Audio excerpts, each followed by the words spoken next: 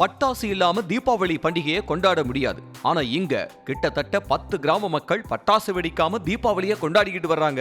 ஈரோடு மாவட்டம் வெள்ளோடு பகுதியைச் சேர்ந்த கிராமங்கள்ல கடந்த 19 ஆண்டுகளா தீபாவளிக்கு பட்டாசு வெடிக்கிறது இல்ல.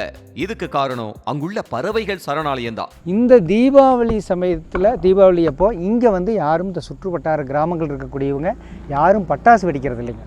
பறவைகளுடைய அந்த இனப்பெருக்க நலனுக்காகவும் பறவைகளுடைய பாதுகாப்புக்காகவும் அவங்க இந்த வட்டாரத்தில் இருக்கிறவங்க யாரும் தீபாவளிக்கு பட்டாசு வெடிக்கிறது இல்லைங்கிறது அவங்க ரொம்ப வருஷங்களாகவே கிட்டத்தட்ட ஒரு 20-21 வருஷங்களாகவே அவங்க தொடர்ச்சியாக பட்டாசு வெடிக்காமல் இருக்குங்கிறது ஒரு பெரிய விஷயங்க.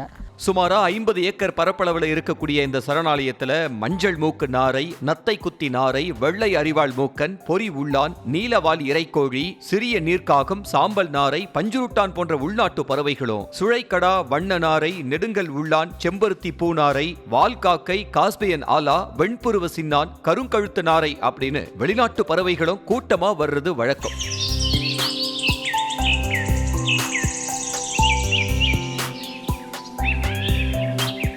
அது மாலை நேரத்தில் பறவைகள் இங்கே இடத்துல உள்ளே தங்குறங்கிறத பார்க்குறக்கு அப்படி ஒரு அற்புதமாக இருக்குங்க.